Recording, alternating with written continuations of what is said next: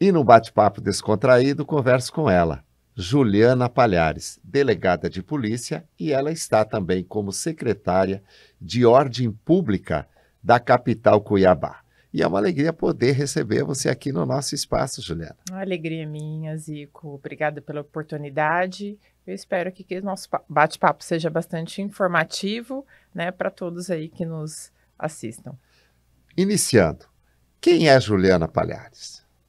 Bom, eu sou uma mulher de 47 anos, casada, sou natural de Bauru, no interior de São Paulo, e estou há 18 anos aqui em Mato Grosso. Eu vim por conta do concurso público de delegado de polícia. Então, em 2007, eu vim para cá, sozinha, sem ninguém, e aqui constituí meus relacionamentos, meus vínculos, né?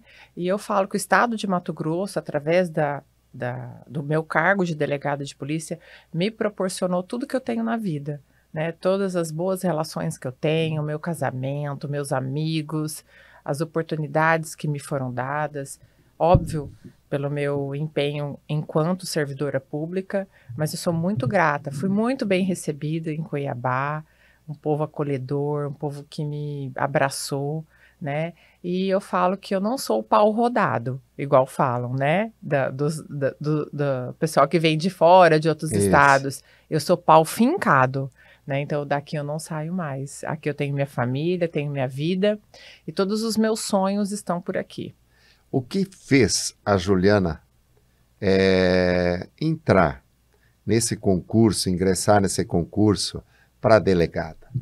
Olha, eu sempre quis fazer direito, né? Sempre foi um sonho, sei lá, algo que tinha dentro de mim que eu achava que o direito era o caminho que eu tinha que seguir. E aí, como a minha primeira paixão na faculdade foi o direito penal, né? Eu sempre gostei muito de filmes e séries de investigação, de detetives. Eu não sei se você lembra, Zico, da Kate Mahoney. Aham, Era uma série que passava. Então, lembro. eu Baita. me via na Kate Mahoney, né? Aquela detetive que ia, uma mulher bonita, né? Armada, enfim. Então, eu acho que eu tive toda esse sonho de ser Kate Mahoney, né? Tanto é que eu tenho uma prima minha que me chama de Kate até hoje. E aí eu me apaixonei pelo direito penal e aí eu segui as carreiras, né, que eu poderia trabalhar com a investigação. Então eu fiz estágios durante a faculdade, sempre com o direito penal, fiz estágio no Ministério Público, né, também acompanhando todo o processo penal. E aí eu tive a certeza de que realmente meu caminho era nesse ramo, no ramo da investigação. Eu só tive uma dúvida se eu ia para o Ministério Público, né, para ser promotora de justiça, que também é uma carreira belíssima que eu admiro, ou se eu ia tratar mesmo junto com a investigação propriamente dita, né, ser um juiz dos fatos, que eu A falo. pegada A mesmo do dia pegada, a dia. é.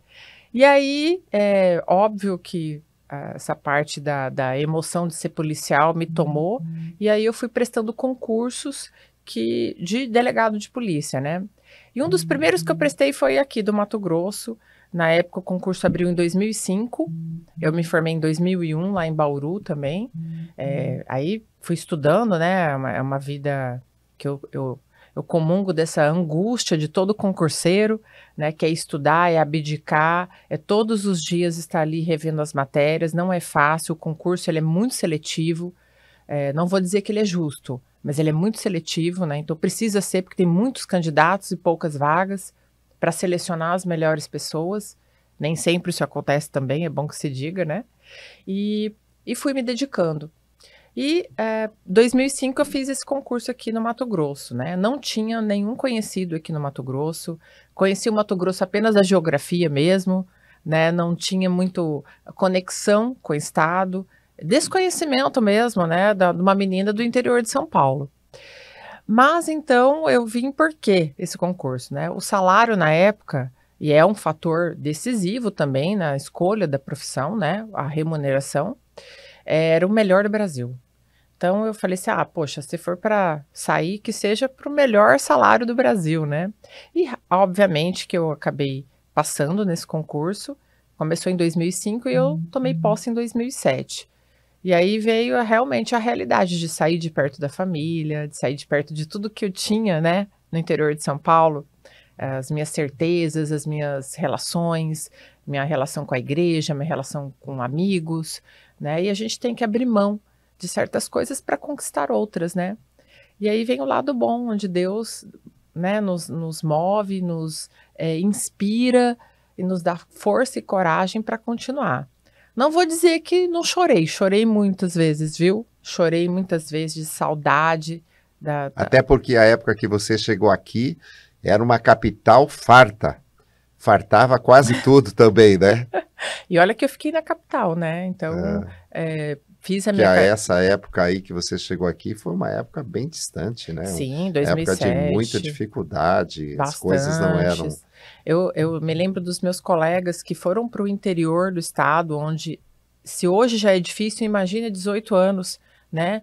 Muitas delegacias precárias, sem internet, sem energia elétrica em algumas cidades, eram geradores, né?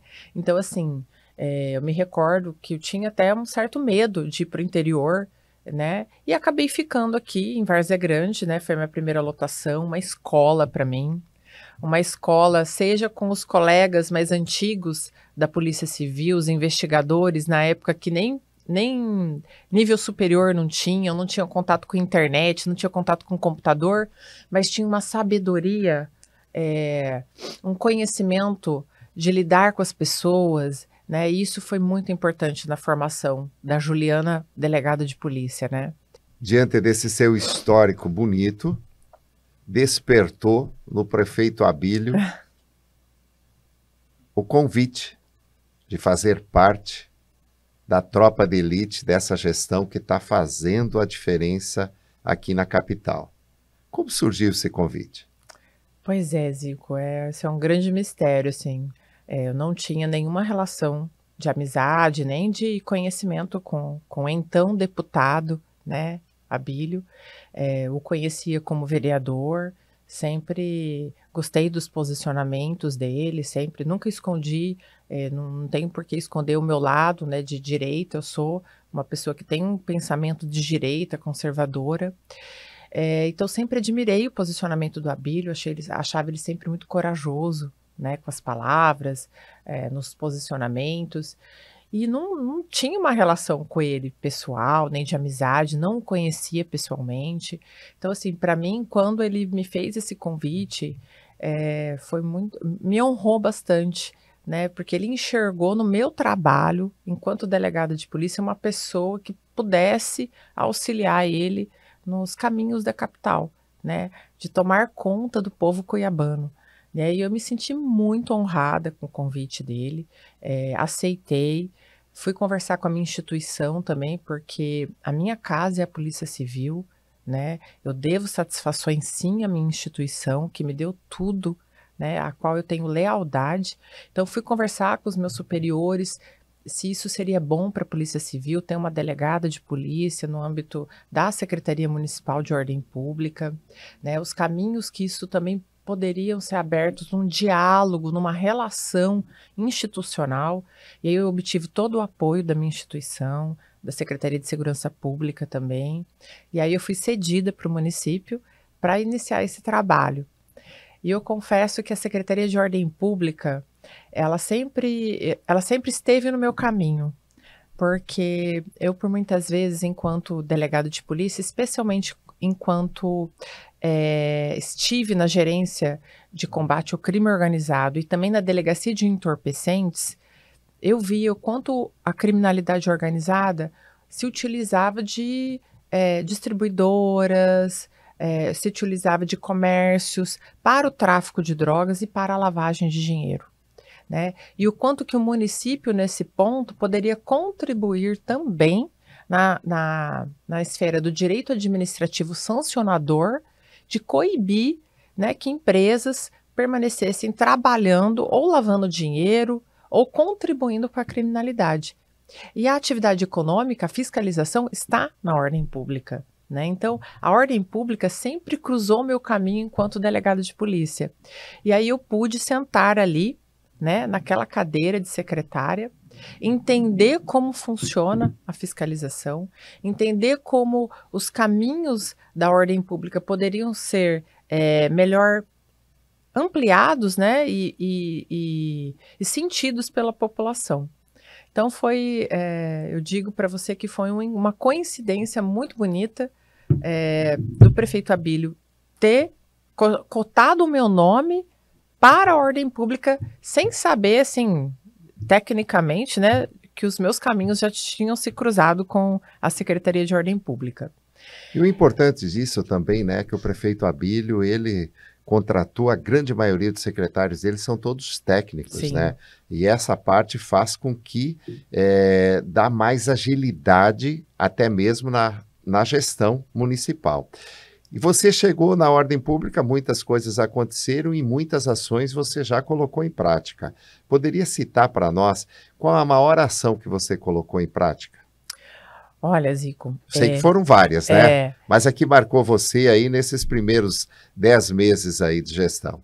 Nós tivemos algumas ações muito exitosas, né? A ordem pública é desafiadora, é uma pasta bastante ampla, que tem muitas atribuições e, como todo o setor público, também carece de deficiências, né? Ela também tem um efetivo abaixo do necessário, a tecnologia ainda, ao que me consta, parece que não chegou na Prefeitura Municipal de Cuiabá, então a gente está tendo que, infelizmente, trocar as rodas do carro com o carro em movimento, implantar mecanismos mais tecnológicos, ferramentas de gestão, indicadores. Então, tudo isso eu não encontrei na ordem pública.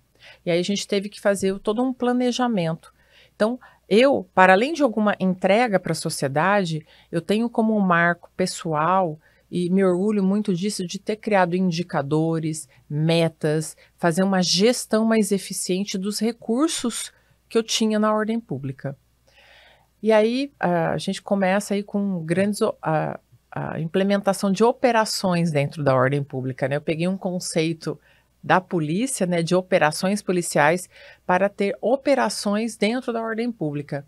Então nós fizemos operações do comércio em ordem, onde a gente tentou e conseguiu, acredito, regular a questão dos comerciantes ambulantes da região central, que era um desafio.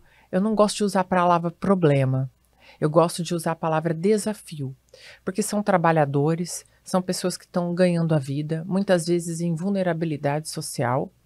Por outro lado, nós temos que conciliar a atividade formal dos lojistas que pagam impostos, né, cujo material ali numa loja, lá no camelô, você compra um par de meias, por exemplo, por R$10. Se você for numa loja, esses R$10 vai sair o quê? 30, 40 reais. Por quê? Tem os impostos, exatamente. Mas a qualidade também, né? É melhor, enfim.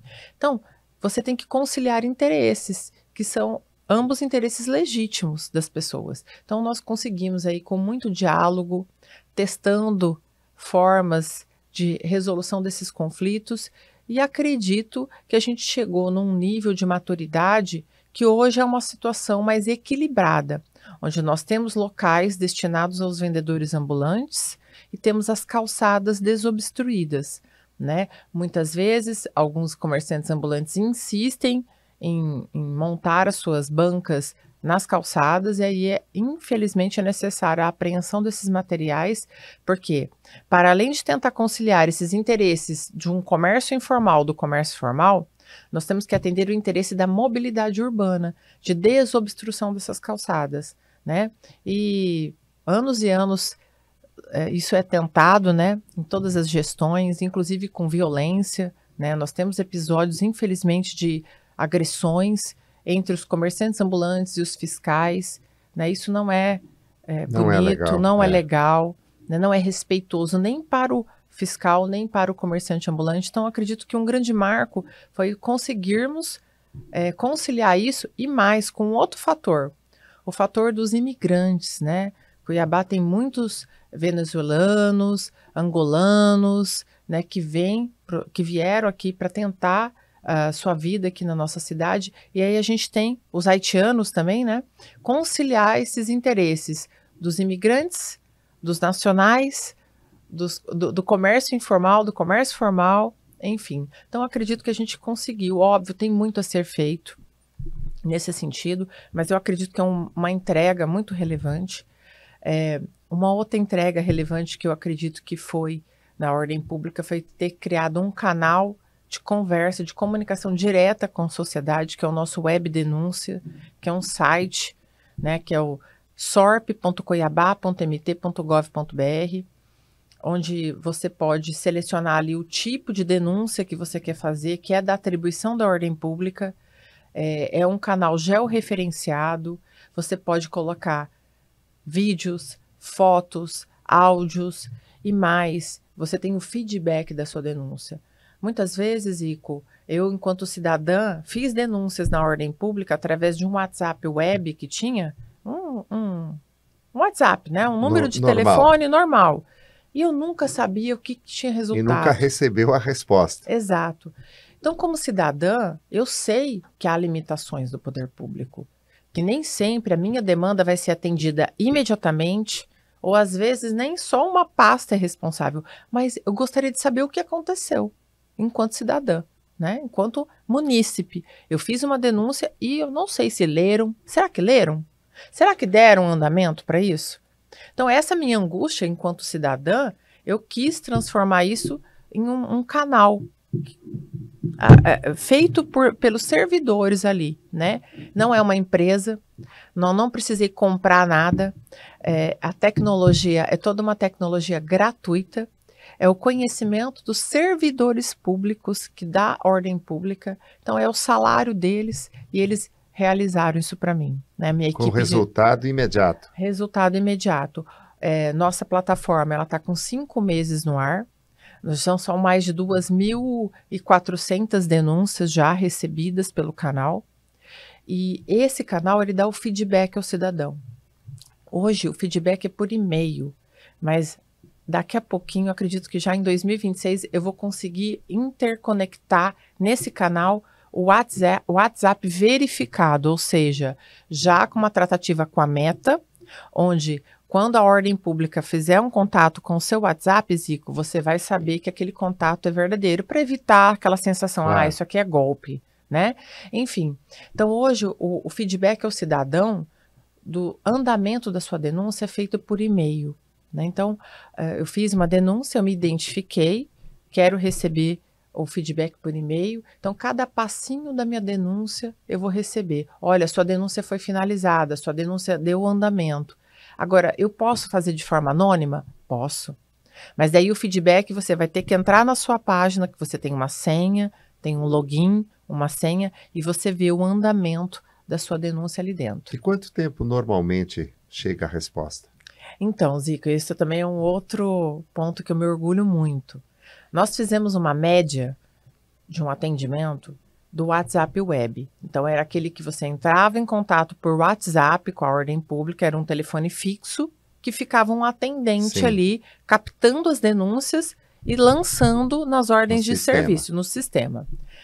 A média entre denúncia e o atendimento da denúncia eram 43 dias. Pensa, 43 dias, isso não é razoável. É muito prazo, né? Hoje, com o WhatsApp Web, nós diminuímos esse prazo de resposta para 6,7 dias. Vamos colocar 7 dias? 7 dias. Então, é uma média, né? Sim. Tem casos que são mais rápidos. 24 horas Tem e casos tal. que demoram um pouco mais, porque não dependem tão somente, às vezes, da SORP. Por exemplo, terrenos baldios sujos. Nós temos uma aba específica para isso, nós notificamos, multamos, mas a limpeza nós não fazemos, né? Quando o proprietário não limpa, nós encaminhamos essa demanda para a Limpurb, que infelizmente também, né, tem as suas limitações, as demandas de limpeza dos órgãos públicos, dos espaços públicos e dos espaços particulares que os proprietários não limpam. Então, talvez a pessoa fale, olha, eu fiz minha denúncia na ordem pública, mas o terreno tá sujo aqui, ó, não limpou. Não depende da ordem pública, mas a gente faz a demanda. Então, a gente conta como um atendimento também, né? Enfim, eu tenho muito orgulho desse sistema. Esse sistema, ele tem uma IA, um pool de IAs, né? Inteligência artificial integradas. O que ele faz? Ele lê a sua denúncia, tanto que você escreve, quanto as imagens que você faz o upload no nosso sistema, e ele, já alimentado de toda a legislação da fiscalização, ele dá um enquadramento e o norte para o fiscal. Direciona para onde vai. Direciona, né? Então, evita, olha, o fiscal A entende isso, o fiscal B entende aquilo. Aí o cidadão fica em quem que eu acredito, o fiscal A ou o fiscal B. Não, não existe isso mais. Já existe um caminho. Então, aí é isso que eu falo, né? Você trazer a tecnologia para otimizar os serviços diante da escassez de recursos. Nós nunca teremos as condições ideais. Nunca tive na Polícia Civil. Duvido que exista algum órgão que tenha o efetivo ideal. Não existe. Então, nós temos que usar a tecnologia para suprir essa escassez de recursos, né? E esse pool de IAs é gratuito. É né? verdade. Então, basta boa vontade. E o que eu falo, Zico, eu enquanto Juliana, eu não trouxe isso, isso já estava lá. O que eu fiz foi abrir as portas do meu gabinete. Para as pessoas desenvolver o conhecimento. Eu não sou a dona da verdade, nem sou eu quem vou ditar. São servidores. Eles sabem o que é o necessário. E até porque daqui uns dias você também já não faz mais parte da equipe. Exatamente. Você está momentaneamente lá. Eu estou, e eu digo para eles assim, eu estou apaixonada pela carreira deles, é uma carreira importantíssima. Eu não tinha ideia do quanto um fiscal bem instruído, bem determinado ali, né, com os meios adequados, ele contribui para a qualidade de vida de um cidadão, em todos os aspectos, ambiental, de saúde, de segurança pública, de segurança de andar pelas vias públicas, sabe? Então, eu não tinha essa ideia, eu tinha uma ideia muito limitada de poluição sonora, né? E de algumas outras coisinhas de obras irregulares, enfim, só. Coisas básicas. Então, quando eu sentei ali, eu vi o quanto que isso colabora. Então, eu estou apaixonada pela secretaria e eu defendo a fiscalização, né? Óbvio, nós temos muitos desafios pela frente. Acredito que hoje a sociedade ela sente um pouco mais a fiscalização como uma colaboradora e não como um órgão punitivo, tão somente. Porque hoje... antigamente você tinha o fiscal como aquele que vai para multar, aquele que vai para embargar, aquele que vai para dar uma multa. Não, hoje eu acredito que a gente mudou um pouco a concepção do fiscal como aquele que vai me proteger. Aquele que vai proteger a minha família, aquele que vai auxiliar a minha família a viver com mais segurança, aquele que vai auxiliar a minha família a não cair em ciladas por aí. Né? Por exemplo, nós vemos, Zico, muitos criminosos que fazem loteamento de áreas públicas aqui na capital. Né? Então, eles pegam um terreno público, uma área de preservação ambiental, uma área verde, e se apossam daquela área e loteiam. E começam a vender para a população. Olha, eu estou aqui com autorização, eu vou vender para vocês. E começam a ganhar dinheiro em cima da população. E aí vai lá e a população constrói a casa dela numa área pública, numa área verde, que não pode, uma invasão. Então, dinheiro perdido. Então, mas o que frustra na pessoa também. Exato. Juliana, você realizou várias ações, entre elas dá para você dizer a quantidade de fios que tem espalhado pela cidade, mas você fez um comentário que, enquanto delegada, um cuidado que você tinha em relação aos comércios, certo?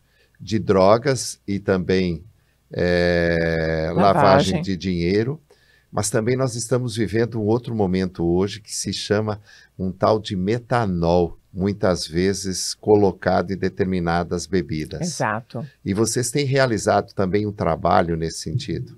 Sim, é bom que se frise, né, que essa questão da bebida falsificada ou da inserção de substâncias que vão prejudicar a saúde, ela não é uma novidade, né? Então, ou em outros tempos, também a DECOM, por exemplo, que é a Delegacia do Consumidor, junto com a Vigilância Sanitária do município, sempre fizeram ações de apreensão e investigações relacionadas a esses crimes, né? O que nos surpreendeu foi a morte, né? Essa morte, foram acho que 6 pessoas que faleceram em São Paulo, se eu não estiver equivocada desse Inclusive, número. tem alguém aqui do estado aqui também que Também, está assim. Isso chamou a atenção, né, de todos nós que lidamos com isso e temos que primar pela segurança dos cidadãos. Então, diante desse cenário, foram implementadas operações que visaram, sim, a fiscalização de estabelecimentos que vendem bebidas, que ofertam essas bebidas aos consumidores e muitas vezes essas bebidas estão falsificadas. Não especificamente com o metanol, mas elas podem ser falsificadas por outras questões. Então, nós tivemos operações junto com a Polícia Militar, junto com a Polícia Civil, com a Vigilância Sanitária. Então, eu penso que o que é sucesso, Zico, é você unir as capacidades, as experiências e as atribuições de diversos entes públicos em prol da sociedade. E foi isso que a gente é isso que a gente tenta fazer todos os dias dentro da ordem pública. E nesse papel também é importantíssimo destacar a presença do PROCON municipal. O PROCON municipal hoje, ele é uma secretaria adjunta da ordem pública. É a doutora Mariana, que é a secretária adjunta também, que teve um papel primordial. Ela é muito proativa, bem típico das mulheres, assim, sabe, de se afundar na demanda mesmo, e ela não tem tempo ruim com ela. Então ela foi para a rua, ela foi nessas operações noturnas, junto com a equipe do PROCON, onde fizeram as atividades inerentes à defesa do consumidor ali, com multas, com apreensão também de mercadorias, para possíveis investigações criminais. Então nós tivemos várias operações de fiscalização. A primeira e essa grandiosa que foi Guardiões do Cochipó, que a gente fez junto com a Polícia Militar, foi batata, né? Nós embargamos e interditamos diversos estabelecimentos que, eles estavam comercializando bebidas adulteradas? Não sabemos, foi feita apreensão e a Polícia Civil que vai dizer, mas eles estavam funcionando sem alvará sanitário, sem o alvará de funcionamento do município, sem o alvará do Corpo de Bombeiros. Então, a gente foi atacar uma ação e acabou esbarrando em outras irregularidades, né? Isso demonstra o descaso, né? O quanto que essa fiscalização proativa não estava acontecendo no município.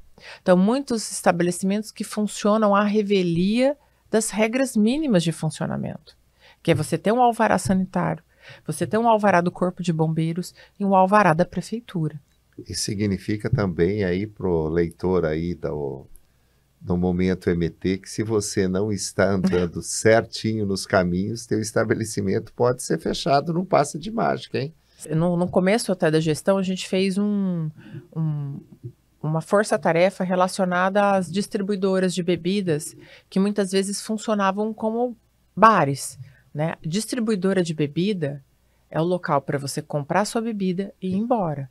Não é para consumir no local. E isso estava impactando em problemas na poluição sonora, onde as pessoas ficam na frente dessa distribuidora, abrem seus carros, escutam seus sons a alturas extraordinárias, atrapalhando as pessoas a descansarem, atrapalhando animais de estimação, pessoas doentes. Então, infelizmente, eu digo que boa parte dos problemas e desafios da ordem pública, eles seriam resolvidos com respeito e bom senso das pessoas. Com certeza. Né? E infelizmente, Zico, acho que a gente ainda vai viver gerações e gerações para tentar incutir nas pessoas esse tipo de sentimento, né? Que você não é um ser isolado, você vive em coletividade. Então, você tem que pensar... igual as motocicletas, né? Nós fizemos operações focadas a raio de ordem, junto com o batalhão raio da PM, que são essas motos, esses barulhos, esses rolezinhos que acontecem na cidade, e fizemos muitas apreensões de motocicletas irregulares, né? As pessoas modificam, eu falo, o engenheiro estuda tanto para o engenheiro mecânico, as tecnologias para uma moto que seja potente, mas que seja silenciosa, né? Aí vai o motociclista e mexe na motocicleta para ela produzir o barulho, né? E eu penso que graça que tem isso, né? A pessoa que ele andando no meio da madrugada, acordando toda a comunidade. Enfim, também tivemos operações nesse sentido. Enfim, e isso, como é que você coíbe isso? Óbvio, com uma repressão, sim, mas com prevenção, com educação, com senso do coletivo, com senso de, poxa, eu vou fazer barulho madrugada, eu vou atrapalhar o sono de tantas pessoas que estão descansando, doentes, crianças, né? Enfim. Mas a gente tem, aos poucos, feito o nosso papel de fiscalizar e reprimir isso. Eu espero também estar contribuindo para futuras gerações aí mais cientes e conscientes, né, do seu papel enquanto cidadão também de fazer o certo, né? Doutora Juliana, que alegria poder ter recebido você aqui no nosso espaço para falar dessa pasta aí de ordem pública no nosso município, na nossa capital. Foi uma satisfação muito grande. A alegria foi minha. Deixo aí meus agradecimentos a toda a sociedade que tem confiado no nosso trabalho. Espero aí ter a oportunidade de entregar muito mais ainda esse ano, em 2025 e em 2026 também, com a graça de Deus.